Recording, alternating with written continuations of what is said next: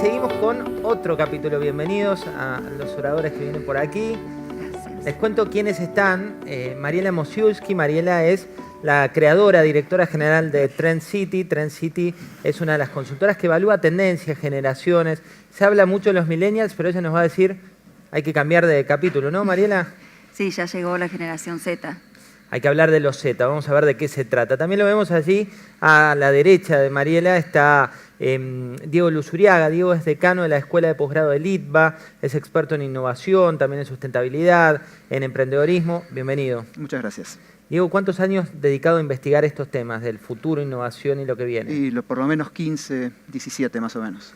17 años centrado. 17 años trabajando con este tema, tanto como emprendedor, como inversor, como investigador en el ITBA y como profesor. También lo tenemos a Federico Di Benedetto. Federico es subsecretario de Comunicación del Gobierno de la Ciudad de Buenos Aires, máster en Comunicación y Medios. Te fuiste a estudiar en su momento a Warwick. A Warwick, en Inglaterra, sí. Que ya se veían las nuevas tendencias. Ahí se veían las nuevas tendencias de CRM, datos, publicidad programática, digamos, toda la onda de los datos orientadas hacia la comunicación. Ajá. Mariela, arranquemos por generaciones, para ver un poco, centrarnos en el futuro. La mayoría hoy de los especialistas, gerentes de marketing, directores generales dicen, bueno, vamos por los millennials. ¿Y vos qué decís? Bueno, yo creo que los millennials son tan famosos y tan conocidos porque es la primera generación que creció con la tecnología. Y se los llama millennials justamente porque iban a ser como los jóvenes del nuevo milenio. Pero los verdaderos millennials son los que hoy llamamos generación Z o centennials, que son los que nacieron a partir del 95. Igualmente en todas las generaciones están los más tempranos y digamos, los que están en el segmento más tardío. Los early adopters, como claro, que no son exactamente lo mismo. Lo mismo pasa con los millennials. No es lo mismo un millennial que está muy cercano a la generación X, que es más como una transición y que comparte muchas características, que los más jóvenes. Y con los Z pasa lo mismo. Hoy podemos hablar de los Z que son un poquito más grandes, porque nosotros son todavía muy chiquitos, ¿no? Los que hoy tienen entre, digamos, 12 y 20 años. Y hay muchas diferencias, la verdad, porque son los verdaderos nativos digitales, porque sí creen en el futuro, a diferencia de todo lo que se dice de los millennials, que también es relativo, ¿no? No es que no puedan comprometerse los millennials, sino que se comprometen mucho con ellos mismos y en eso sí ponen su pasión cuando algo realmente los convoca. Y la generación Z, que son estos nativos digitales, digamos, 100%, creen mucho en la inteligencia colectiva, creen mucho en la posibilidad de ellos de llevar adelante sus proyectos, en el emprendedurismo, en la capacidad que van a tener de desarrollar y de cambiar cosas del futuro. Entonces están mucho más interesados en el futuro, son muy prácticos, son muy realistas y muy abocados a los fines. Más pragmáticos. Son mucho más pragmáticos y además toman de cada una de las otras generaciones lo mejor de cada una. O sea, hacen como su propio collage, no están revelándose, tanto como en otras generaciones los adolescentes, si bien igual siempre se cruzan, ¿no?, las características de una generación y el clima de época y el desarrollo tecnológico con las características socio- y psicoevolutivas de la etapa, ¿no?, que es la adolescencia, que es la etapa de diferenciación, de creación de su propia identidad, pero tienen características muy diferentes. Me das el pie para preguntarle a Diego sobre drivers, ¿no? Porque muchos de los que nos están mirando preguntaban, bueno, ¿cuáles son los drivers hoy de innovación y de búsqueda de futuro? Yo creo que básicamente es alguien que quiere cambiar el mundo. Para mí la persona que lo que se ve en esta generación es gente que no quiere nada común, nada que llamaríamos ordinario, gente que quiere algo totalmente distinto. Y como podría haber sido hace cientos de años también, o 100 años atrás, o incluso 20, 30 años atrás, la gente realmente innovadora es gente que quiere cambiar el mundo. Entonces el driver fundamental empieza desde el individuo que dice, yo quiero otro mundo, y quiero ser actor, verdadero actor principal, no actor de reparto. ¿No es cierto? Eso es más o menos lo que pienso. Federico, desde el Estado también hay una cuestión que uno dice, bueno, nuevas tecnologías aplicadas a CRM o cuestiones bien del mundo de las empresas, ¿cómo se cruzan? Bueno, nosotros tenemos un desafío muy grande, que son 3 millones de personas que viven en la ciudad, más 3 millones que entran todos los días, y para comunicarnos con ellos de forma relevante, lo primero que tenemos que hacer es organizar todos los datos que tenemos de los ciudadanos, recolectar todos los puntos de contacto, y para eso nosotros trabajamos con un CRM, en el cual tenemos alojada toda esa información. Ese es, digamos, el primer desafío, entender bien con quién nos estamos tratando de comunicar. El segundo es el mix de medios. de alguna manera tenemos que tener toda la suite y la batería de herramientas disponibles y saber con cuál nos vamos a comunicar en cada caso. No es lo mismo un llamado telefónico automático que un correo electrónico, que un mensaje de texto, que un mensaje de WhatsApp, o agarro esos emails y los pongo en Facebook para hacer custom audience o tailor audience en Twitter o lo que fuese.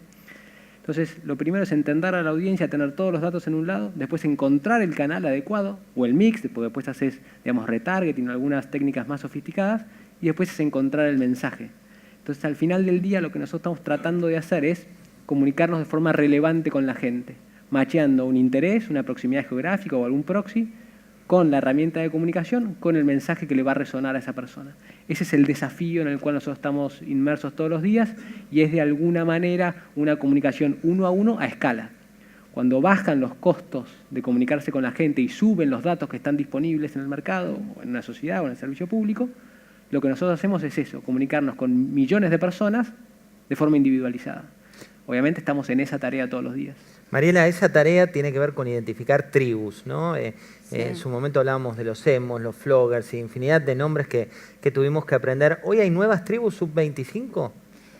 Bueno, cambió un poquito el concepto de tribus, porque las tribus que en su comienzo eran casi como subculturas, en contra de la cultura dominante y que tenían una ideología muy fuerte, fueron cambiando más hacia estilos estéticos, sin declamar tanto su ideología. Entonces, que se los puede segmentar por consumos, por también formas de vivir, y que hoy están más relacionadas con las tendencias actuales que tienen que ver, en algunos casos, o los hipsters, o hasta en relación a la alimentación, por ejemplo, todos los que valoran la alimentación natural, la sustentabilidad, etcétera. Entonces se van conformando como distintos grupos, distintas segmentaciones, pero no con una ideología tan fuerte y tan marcada como en las antiguas tribus urbanas. Pero bueno, lo que tienen en común, y en general se puede decir de esta nueva generación, es que al estar tan globalizados tienen a veces mucho más en común con sus pares de otros lugares del mundo que con la generación anterior. Eso también forma parte de la evolución con Claro, redes. están muy comunicados, son menos leales a las marcas, son menos leales también a sus empleadores. Entonces es todo un desafío entender cómo los vamos a convocar, cómo los vamos a retener, cómo vamos a poder colaborar con su propio desarrollo, que es lo que ellos también piden, ¿no? Que sea un trato más justo y más igualitario, que todos ganen, y por eso están dispuestos a aportar toda su inteligencia, pero si el entorno también les aporta a ellos. Y valoran muchísimo las empresas que son responsables, la ecología, el espacio agradable de trabajo, la posibilidad de desarrollo personal. O sea, tienen muchas características muy definidas. ¿Las valoran y las demandan? O las valoran y las demandan y las hacen valer. O sea, las exigen, ese es un cambio también. Sí, totalmente. No es que no les importe, como decía antes, el dinero, el futuro, la construcción. Están muy interesados en construir un mundo mejor y saben que son capaces y se sienten con esa capacidad y quieren ser protagonistas de ese cambio. Saben también que el cambio ya, pero también exigen a los otros actores sociales, a las empresas, a los gobiernos, a las regulaciones, porque lo que han dicho en algunas investigaciones, y lo tenemos hasta medido cuantitativamente, es que cada generación le va de alguna manera depositando esta responsabilidad a la generación siguiente. Entonces ellos se hacen cargo de esta observación y lo que piden es, estamos dispuestos a ser protagonistas del cambio, pero con la ayuda de los otros actores sociales. Digo, quiero que nos llevemos tendencias, algunas de las principales tendencias que hoy estés identificando de cara al futuro. Recién hablabas de esto de pensar globalmente como una identidad, Sí. De hecho los emprendedores la toman como propia, pero otra tendencia que nos puedas destacar. Yo creo que Mariela nombró inteligencia colectiva como dos partes: inteligencia colaborativa, que es el trabajar en red, en plataformas, y después la inteligencia colectiva pura, que es realmente como una conciencia muchísimo más global. Eso es lo que se nota hoy como uno de los mayores, digamos, demandas. Es un tema absolutamente global. Nadie quiere participar en cosas locales, simples, etc. Todos están buscando como un trabajo, por decirlo de una manera, que sea totalmente global, que haya desafíos de ese nivel. Y a partir de ahí ir aprovechando, por ejemplo, algún caso concreto que nos puedas contar que haya optimizado esta tendencia. Y por ejemplo, no sé, bueno, casos como Wolox o... sí, tipo Wolox, ese tipo de empresas que tienen muchísimos de esos emprendedores que van por todos lados, Estados Unidos, Inglaterra, etcétera. Ese tipo de... Siendo al mundo del Estado y de los clientes, uno tiene que hacer trámites y decís, tengo que ir a hacer la cola. La tecnología, ¿cuándo va a permitir que hagamos trámites virtuales y que sea parte del presente? Bueno, cada vez más. Hay un montón de trámites, por ejemplo, en la Ciudad de Buenos Aires, que se puede sacar online. Entonces ya no es necesario que vos vayas, hagas una cola de 4 horas, vuelvas otro día para hacer el trámite. Ahora sacás tu turno y vas el día que vos tenés que ir. Y hay algunas técnicas para, de alguna manera, tratar de optimizar esos procesos. Por ejemplo, nosotros nos dimos cuenta que más o menos el 40% de las personas que sacan un trámite para renovar su licencia o para casarse o para alguno de esos trámites, al final no lo toman al trámite. Entonces nosotros estamos pensando... ¿Por qué no lo toman? Bueno, distintas se casan. razones. No se casan o no van. Se van antes. Salen corriendo.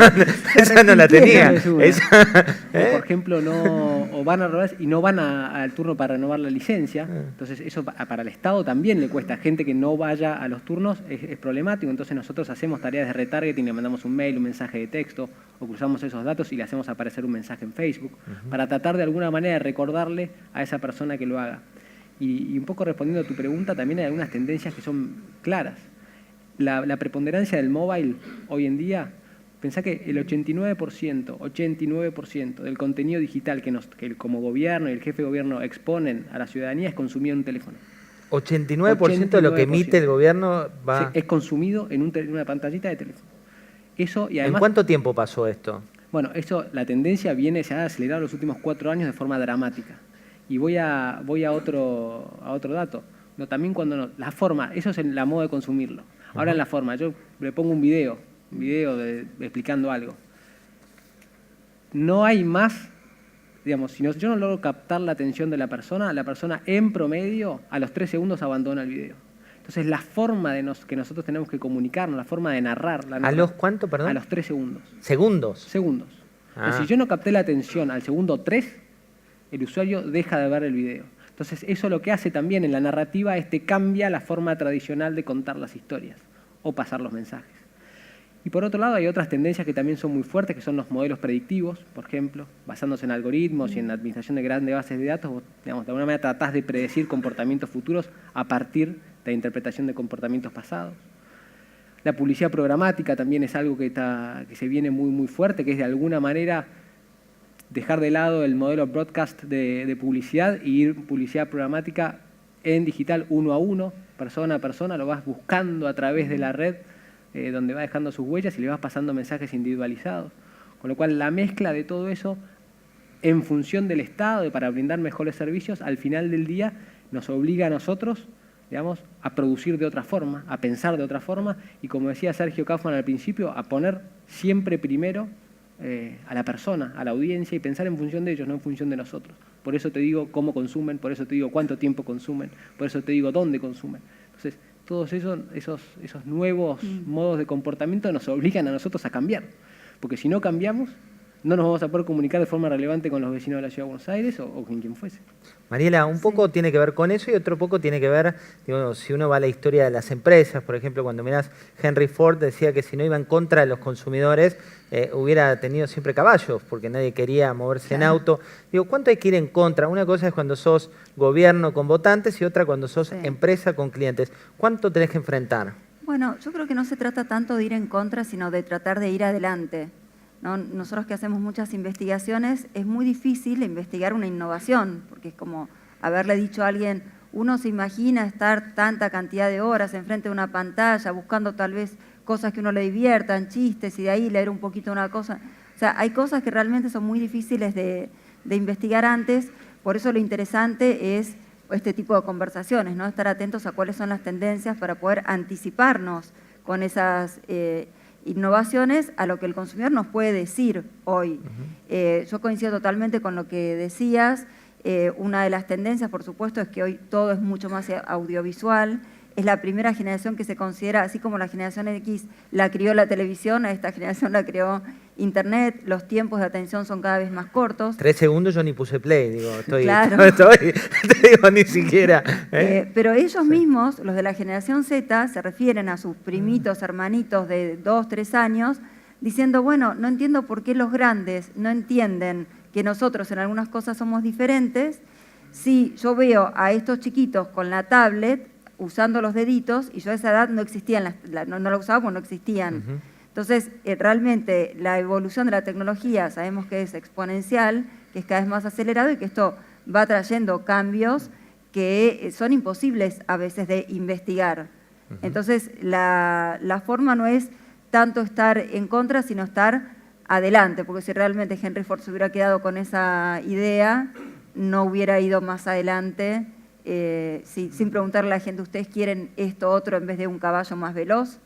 ¿No? Entonces hubiera sido incorrecta la pregunta y bueno, y los visionarios son los que realmente pueden ir más adelante. Diego, ¿querías aportar? Yo quería una pregunta de absoluta curiosidad. ¿Los 3 segundos es independientemente de la edad o es ese estudio lo tiene esa sensibilidad? Tendría que chequear los demográficos, pero en términos agregados están los 3-4 segundos.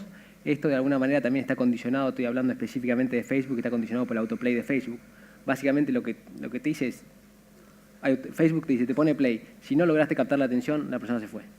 Entonces, lo que nosotros veíamos como antes, una narrativa, comienzo, desarrollo y final, y dejabas lo más interesante para el final, hoy se da vuelta totalmente. El año pasado tuvimos una conferencia en Inglaterra tratando de estudiar estas nuevas tendencias y cómo, digamos, ahora cambia, digamos, lo más importante que vos tenés que decir, lo tenés que decir al segundo 3. O sea, hay que spoilearle el final, arrancás por el final, después ves el resto si tenés paciencia. Todo es un tuit. Eso es una tendencia también que funciona en los modelos de negocio. Es decir, hay cosas como que se tienen que lograr más o menos rápido, si no el empleado tampoco se siente conectado. O sea, las nuevas empresas, el empleado tiene que sentirse conectado más o menos rápido. No es una cosa que pueda dilatarse. ¿Con qué te conectás? ¿Con la emoción? Con emoción, te conectás con el modelo, digamos, trascendente, con la parte de responsabilidad social que hablaba hace un ratito. De esas cuestiones que se asocian a aspectos que son más evolutivos de la empresa, no solamente, digamos, la parte laboral o el modelo de negocios. Es una cosa bastante habitual, se ve hoy. Por eso es difícil retenerlos, en particular a los que vienen del segmento de tecnología.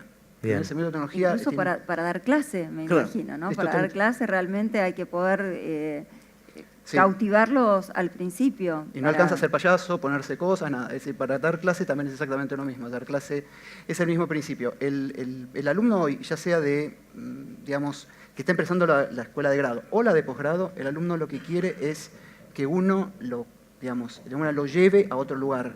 Quiere ser desafiado, le encanta esas cosas que son novedosas y no es algo que uno pueda plantearse, bueno, tené paciencia, vamos a hacerlo. Ellos quieren a veces respuestas inmediatas, etc. Eso es otra de las tendencias también que se notan en educación. Hay otra tendencia que en este caso forma parte de una entrevista que le hicimos al número 1 de Wired. Wired es una de las revistas más innovadoras a nivel internacional. Él fue director ejecutivo y también fundador de Wired. Veamos qué nos decía.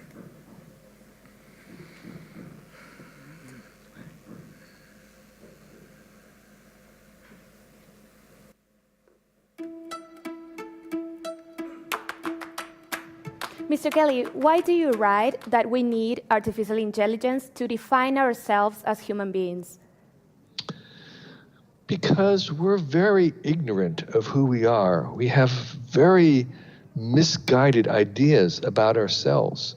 And each time we make these new and powerful technologies, not just artificial intelligence, but also genetic engineering, what happens is that we keep having to redefine who we are. And at the same time, these new technologies also allow us to change who we are.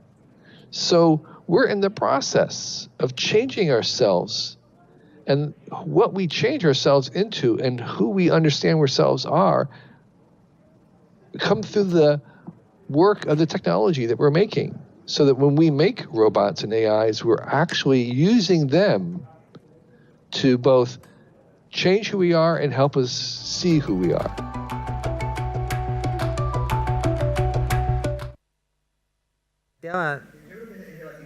Claramente que hay un aspecto de la tecnología que es correcto, que es la tecnología de alguna manera nos espeja, es como toda creación humana, nos espeja como seres humanos. Lo que pasa es que hay partes de la tecnología que pueden, bajo digamos, el mismo uso, como idiotizarnos, o sea, como si fuera un mago que nos tiene así y que nos saca de las problemáticas básicas. O sea, una red social se puede usar colaborativamente, o se puede usar destructivamente, o se puede usar simplemente como tema de entretenimiento para aislarnos del resto de la sociedad. Por eso yo creo que es debatible, pero creo que lo que él habla es que realmente el potencial es verdadero. Ese que dice. Mariela, cuando hablamos de potencial, digamos, se habla mucho de la Argentina como cuna de emprendedores, como cuna innovadora, como la idea de que creamos proyectos que trascienden las fronteras. Pero ¿cuánto hay de realidad y cuánto de mito en esta teoría? No, hay mucho de realidad, hay realmente mucho interés por la creatividad, por la innovación, por esto que decíamos de ser protagonistas, de poder aprender para crear nosotros mismos. Lo vemos en ambas generaciones, en la generación Z y en los millennials. Tal vez una diferencia que pueda haber ahí es que los millennials tal vez esperan más que los vengan a descubrir y la generación Z son más proactivos en ese sentido, más prácticos, ¿no? De ir a hacer. Y que otra cosa que cambió mucho es, en este sentido de lo que hablábamos de la educación y etcétera, es que son mucho menos lineales.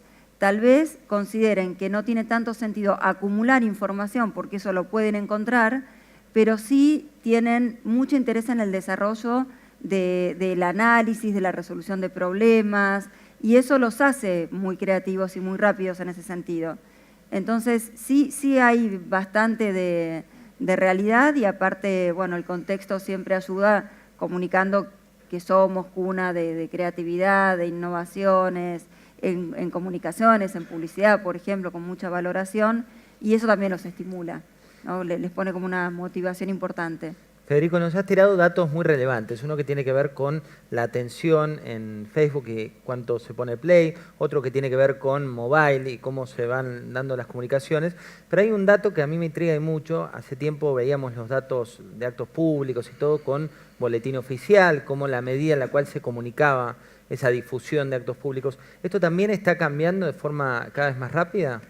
Sí, la verdad que sí, y nosotros tratamos de ser, en buenos términos, agresivos en ese sentido, en poner a disposición de los ciudadanos toda la información que ellos quieren recibir. Dos maneras. Uno, disponibilizándola, haciéndola pública en redes sociales o en internet.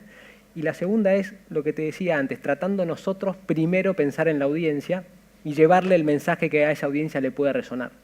Voy a un caso concreto. Por ejemplo, nosotros teníamos que Autopistas Urbanas sacaba una campaña para que la gente pueda de forma gratuita recibir el pase en su casa. Podríamos haber hecho un spot en la televisión, vía pública, le llegamos a los 3 millones de personas en Buenos Aires, pero íbamos a tener un montón de desperdicio en esa campaña, por un montón de gente que no tiene auto y un montón de gente que no usa la autopista. Entonces lo que agarramos fue, pensamos en la audiencia primero y dijimos, bueno, ¿quiénes son los que usan auto? Todos estos son propietarios de auto en la Ciudad de Buenos Aires. ¿Quiénes son los que ya están adheridos al pase? Entonces los excluimos, porque ya lo tienen, no lo necesitan. Bueno, ¿cómo sabemos para estos que tienen auto? ¿Cómo hacemos para saber si usan la autopista o no la usan? Bueno, hay algunos que tienen multas.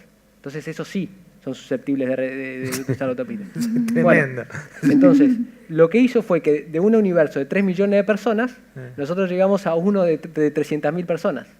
Entonces, a ellos, después pensamos, bueno, ¿cuál es el mejor mecanismo para comunicarles este nuevo beneficio? Algunos fue por mail, otros fue por Facebook, otros fue por llamado telefónico, y al final del día, en una semana, se anotaron 60.000 personas. Entonces, yo creo que el desafío con esta abundancia de la información y todos nosotros estamos expuestos a miles y miles de mensajes de marcas, de empresas privadas, de gobiernos, de un montón, es tratar de ser relevantes. Y al final del día estudiar todo el tiempo a las audiencias para llegar con el mensaje que les va a importar, porque si no lo van a descartar como algo positivo y lo malo es nos van a empezar a odiar. Entonces nosotros tenemos que hacer un esfuerzo consciente todo el tiempo de estar pensando a quién le va a interesar lo que yo tengo para decirles. Hipersegmentando sería. Es hipersegmentando, microtargeting al 110%, pero de vuelta, eso supone un esfuerzo muy grande de administración de bases de datos, de conocimiento de las audiencias, de administración de los canales de comunicación, entender cuáles son los canales preferidos por la gente y obviamente después un mensaje relevante. Tenés que depende de la marca, depende del gobierno, depende de quién fuese, tiene que ver cuál de todos, digamos, los mensajes que tienes disponibles le va a resonar a esa persona. Con lo cual es un esfuerzo y también cotidiano, aprendiendo. Ok, si la gente no retiene más de 3 segundos, bueno, tengo que hacer otra cosa. Si la gente ahora, no sé, digo la gente en general, está mal que así lo diga, pero si los consumos en Instagram están yendo para arriba y depende de la edad, en Facebook hay otro rango etario, entonces distintos mensajes van por distintos medios. Obviamente hacer cross-selling, obviamente hacer, digamos, por ejemplo, y yendo a un ejemplo de un trámite, nosotros podemos saber si una persona empieza a hacer el trámite para sacar un turno para el registro y abandona la sesión. Entonces después, bueno, le podemos dejar un mensaje, che, José, abandonaste la sesión, sabés que cerca de tu casa está disponible la comuna o el CGB para que lo vengas a hacer. Entonces, todas esas huellas que nos va dejando la gente, nosotros la podemos utilizar para darle un mejor servicio, un servicio mucho más eficiente. Es este Customer Journey del que hablaba Carlos, Pérez al sí. principio, que también suena muy bien en una conversación así como estamos teniendo ahora, pero es harto difícil. Y la verdad que todavía estamos a años luz de ser lo eficientes que podríamos serlo, pero estamos esforzándonos para trabajar en ese sentido. Diego, Sí, toda esa huella digital que dejan, que también la deja, en muchos casos es no estructurada, información estructurada, es lo que se estudia mucho con ciencia de datos y con, digamos, y que es lo que se utiliza para detectar patrones bastante ocultos de comportamiento. Que por eso es súper interesante, eso también tendencia, digamos, volviendo a tu pregunta original, que es una de las tendencias también más dominantes que hay. Y una tendencia es que en la Argentina haya 4 unicornios. Cuando hablamos Sí. de unicornios son empresas que valen más de 1.000 millones Sí. de dólares. La duda que tengo cuando uno mira la economía local con sus alzas, sus bajas, ¿es causalidad o es casualidad? Difícil, pero mi opinión es que ellos, digamos, los 4 unicornios son emprendedores globales con un modelo de negocio global. O sea, el patrón que vos decías al principio. El patrón que yo decía al principio. Yo creo que después que sean argentinos, bueno, es buenísimo, pero son personas con una visión absolutamente global y que de hecho desarrollaron su modelo de negocio expandiéndose en todo el mundo. Y yo creo que eso es fundamental, es lo más importante de todos. Argentina, bueno, es simplemente la cuna, si querés, pero no es el mercado en sí mismo, que lo puede llevar a ser unicornio. Mariela, hablando de millennials, vos decías que Sí. miremos la generación Z, pero te llevo un poquito por los millennials porque toman los productos con rapidez, los toman, dicen qué bueno esto y los dejan casi con una velocidad que es muy superior. Y muchas empresas están creando productos, pensando en su futuro, tratando de conquistar a estos millennials. ¿Ya hay que migrar también en la estrategia de marcas? Sí, hay que estar innovando constantemente. Que tomen los productos rápidamente, bueno, depende también de la relevancia de ese producto para ellos, incluso de cómo está comunicado, de los beneficios. Tanto las nuevas generaciones, no tanto millennials como la generación Z, son mucho más investigadores, valoran mucho la honestidad y la transparencia de las empresas, ¿no? Realmente saben más acerca de los beneficios, de los ingredientes, de la cadena de valor, etcétera, de muchos otros temas que antes no estaban tan claros. Los adoptan fácilmente y porque son curiosos y les interesa probar, y los descartan si encuentran una innovación más interesante. O sea, son mucho menos leales a las marcas, a los productos y también, como decíamos, de manera creciente a los empleadores, pero porque están esperando todo el tiempo el upgrade de todo lo que conocen. Y esperan lo mejor de todos los mundos que conocen. No comparan al producto con el set competitivo con el que muchas veces los que trabajamos con marcas estábamos acostumbrados a hacerlo. Lo comparan con todos los otros y esperan, y realmente hay un trabajo como de fertilización cruzada entre las categorías para ofrecer la mejor versión y sorprender al consumidor, ¿no? Lo que decíamos antes, ir más allá. Entonces, si esa empresa generó un producto que fue exitoso, pero otra generó otra que fue más interesante, lo van a dejar. No quiere decir que no haya que seguir innovando, todo lo contrario. Clarísimo. Para cerrar, un tuit de definición, ¿qué futuro para vos? Futuro es tratar de combinar de alguna manera el contenido con el medio de comunicación, con la audiencia. Eso es. Para de alguna manera tratar de mandar mensajes relevantes, uno a uno, 100% customizados, a escala. Diego, Para mí el futuro es convertirse en el mundo que uno quiere. Mariela. El futuro es lograr aprovechar este interés y esta curiosidad y esta fuerza emprendedora para lograr que estas intenciones se conviertan en realidad. Para ustedes el futuro es un breve coffee break. Ya venimos con todo lo que sigue acá a la una. Gracias.